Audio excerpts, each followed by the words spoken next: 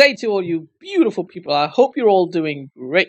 So, today we're going to talk about drafting. This is a video I've been wanting to make for a very long time. Actually, the last compendium is just kept getting pushed forward and forward.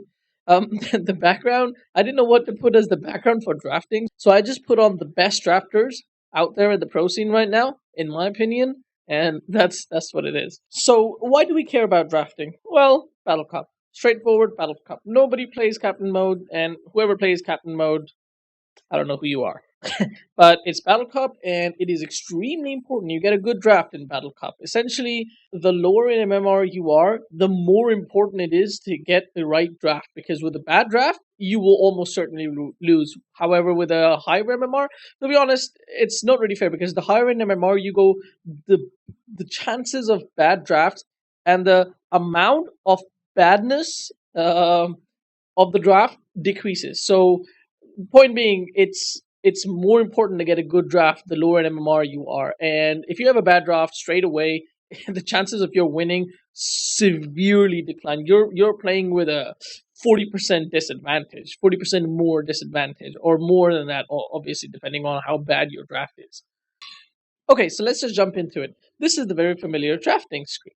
Now, at this moment, I would like to point out what the terminology is. Most of you already know this, but just to be safe, just to be clear for this video, we're going to point it out just so everybody's on the same page. All right, so this is the first ban stage. Doesn't matter which team you are on. This is the first pick phase, second ban phase, second pick phase, third ban phase, and third pick phase. So when I say the third pick of the second pick phase, this is what I'm talking about. And for ease and simplicity, I might actually just say the 15th selection. 15. This number is right there. It's so easy. So just so we don't get confused. Okay, so there's two types of teams, and your drafting depends very strongly on which of the two types of teams yours is. There's long-standing teams, people who practice a lot together, they've been together for a long time, and then there's random teams, you just a bunch of friends that you just play with just for Battle Cup. Now, the reason this is important is purely because of communication. Now, when it comes to long-standing teams, you know each other's voices, you know how to communicate, you've ironed out the communication issues, and now you're able to play better team fights. That means you're picking. Your drafting can be more team fight centric, can have wombo combos, can have hard to execute lineups, or rather harder to execute lineups. I'm never a fan of hard to execute lineups, even if it's long-standing teams, but you have the possibility of that. However, when you've got a fresh team, never ever go for wombo combos or hard to execute lineups. The second thing about long-standing teams is you know what your teammates' hero pools are. You know what heroes they play and what heroes they're good at. Whereas with random teams, you have no idea about that. So it's really, really important that you ask your teammates before the game starts, before the drafting stage comes, you ask your teammates what their 3 or 4 most common heroes are, and you mark them down. I cannot stress how important this is, so that you know if you want to pick a support, even before that, you know what kind of a draft you're going into, depending on what general heroes that your teammates are fond of playing, and what heroes your team struggles against. This is going to be important in the next step when we're talking about the bans. Alright, so let's talk about the first banning phase now. So in the first banning phase, you want to get rid of the most OP heroes. The heroes that are really popular right now, being played in all the pro matches. Now, if you don't know which heroes are being played in the pro matches, shame on you. That's something you should know going into drafting. Building on doing homework before doing the actual drafting, just make sure you have a few 3 or 4 heroes that you want to ban, like preference, first preference, second preference, third preference, just preparation. It's always handy. Don't waste time when it's actually banning. I've seen so many times people are actually going into the overtime when when you're doing the first banning. So why? The second thing that you want to ban is heroes who your team or the team that you're planning on picking is generally going to struggle against. Let's say you plan on picking a lot of illusion heroes.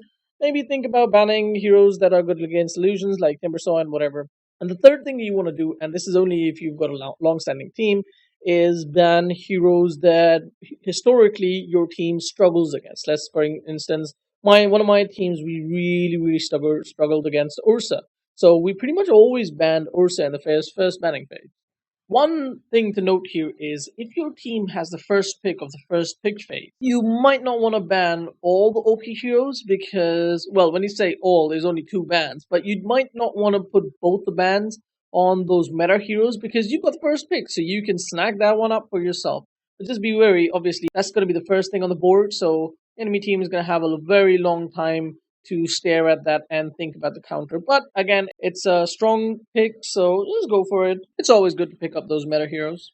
A very common mistake bad drafters make is that they start banning things which are indicative of what they're planning on picking in the future. This is not the time to reveal your hand. The first ban stage, literally, you don't want to tell the enemy anything of what you're planning on doing. Just ban it. Your ban should look like, wow, these are OP heroes or these are just random heroes and they have no strong counters. Like, don't ban Bloodseeker if you're planning on picking Anti-Mage because that's giving away. You ban something like Bloodseeker, that's giving away that you're planning on picking something like an Anti-Mage or a Slark or something like that. So this is not the time to be showing your hand.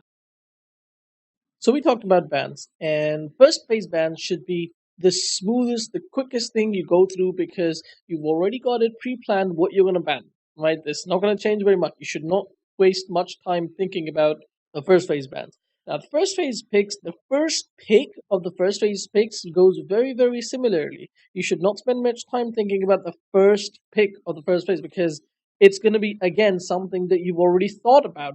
The only time you're going to spend is thinking about the second and third pick if the first pick of the enemy is slightly different than what you imagined it would be. Alright, so we talked about the speed of the picks and why it's important. Now, what should you be picking in the first phase picks? Well, first phase picks breaks down into two parts.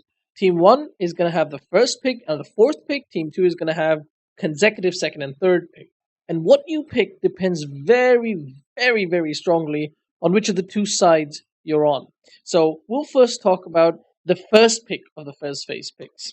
So for the very, very first pick of the game, as we talked about in the banning phase, you're banning the OP heroes. This is the time to snag up that one OP hero that got past the banning stage. So what you can do in the first pick is pick one of those OP heroes, one of those meta heroes that mostly not going to have any counters. Examples of that are Lena, Magnus, Darkseer, Monkey King, Juggernaut, Visage. These guys are very sort of strong meta heroes.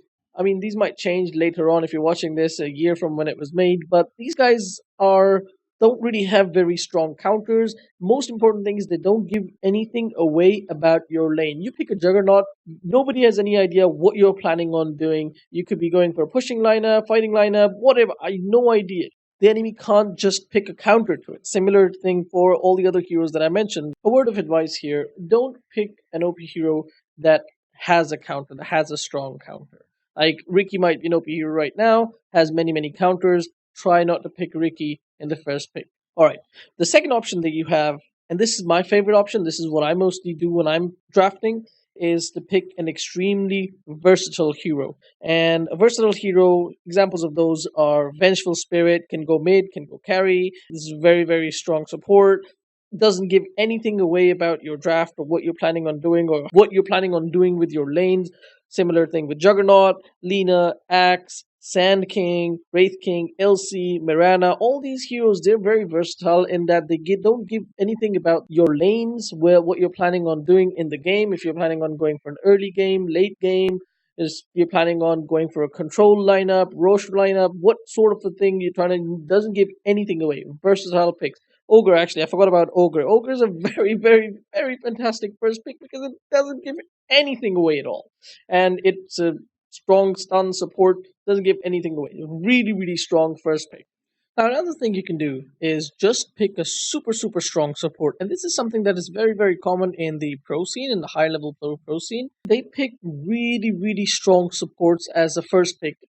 Usually those supports are really versatile supports who actually don't have super hard counters. And supports aren't really going to have hard counters. So it's a really safe pick to just pick really, really strong supports. Heroes like Crystal Maiden, Disruptor, Ogre, Warlock, Trien, these are all supports who are very strong and you can very, very safely pick them as a first pick if you really don't know what you should be doing. Actually, I want to add Kotl to this as well. I really like picking Kotl as a first pick.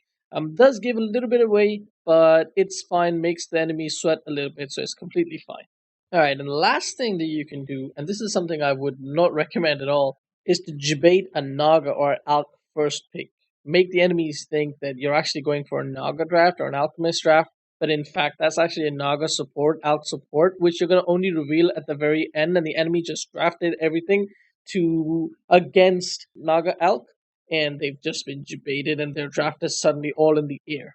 Not really recommended at all, but it's something that you should keep in mind in case it's something that you see against you. So just be prepared for this. Alright, so this was all for the very, very first pick. So when it comes to the second and third pick, or as I like to call it, the consecutive picks, it's pretty straightforward. You have one of two options. First option is you go for a reactionary pick. What that means is you see an enemy pick an OP hero, let's say a Ricky or something, and you maybe expected that, and you just pick something in reaction to it, let's say Bounty Hunter or Slardar or whatever. So this is purely going to be a reactionary pick, and then your second pick is going to be the same rules that you followed for the first pick of the first phase, like a versatile hero or strong support or something like that. Because in effect, that is exactly what it is, because your first pick is actually a reaction to the enemy first pick. And then you're starting from scratch, essentially. And your second option, and this is the most common option to be honest, is to pick a very, very sweet combo. Sweet combo like Mirana SD, Bane Kunkka, Line SD, or Line Dazzle, or Line Vengeful Spirit, or Treant and Phoenix, or Magnus and Treant, Magnus and Phoenix, whatever. You'll notice this is what the pro drafters do mostly. And this is going to be my highest recommendation to you guys as well. Plan it before the game, what combos, what nice sweet combos you guys want to play, what you guys can run, and then based off the enemy first pick, go for one of those combos. A few words of caution here. Make sure that your second and third pick, the combo pick, is really, really quick. You'll notice this is 99% of the times in the pro scene. You'll notice these two picks, the consecutive picks, are always extremely fast. They do it immediately. And it makes sense because you don't want one pick right there sitting there, giving your enemy time to think about what you're going to pick next and think about what they want to do, how they want to react to it. Lastly, in the combo pick, try not to pick two supports as combos. When you pick two supports as combos, you give away what your safe lane is going to be like, exactly what your safe lane is going to be like. The enemy team can then decide about what they want as the offlaner, how hard their offlaner's lane is going to be. You can't react to anything as supports. Like, you normally want to counter an enemy core with one of your supports picks. So normally you want to leave a support for much later on into the draft. And in the off chance that you do want to pick two supports in your combo pick, try to make sure at least one of those supports is a healer, is a defensive support at the very least, even if you're not a healer. Because the thing is, like, if you don't have a defensive support in the two supports that you have, you're forcing your offlaner to be a mech carrier pick. So basically, you're limiting your offlane heroes a huge amount. It's not really a situation that you want to be in, to be honest. Alright, so the last pick, or rather the fourth pick here, is pretty damn simple. It's mostly a gap filler, to be honest. It's either going to be a counter to the enemy double pick. For example, if you see a double pick that you really, really don't like, for example, I don't know, if it's a Wisp and something, you can pick a Disruptor right here. Or you can go for a combo with your first pick, so that you can also have a nice sweet combo in the first phase. Also, this could be something that you know guaranteed the enemy is going to ban based off of what your first pick was. But 99% of the time, it's either going to be a nice combo with your first pick or just going to be a really, really strong support. Because again, this is the first phase picks. You don't want to be giving away your lanes or what you're planning on doing. Alright, fellas, so this concludes the first part. I will definitely be uploading the second part within this week. Hopefully, I'll have all three parts before the next Battle Cup. So stay tuned and leave your comments in the sections down, whatever. Bye bye.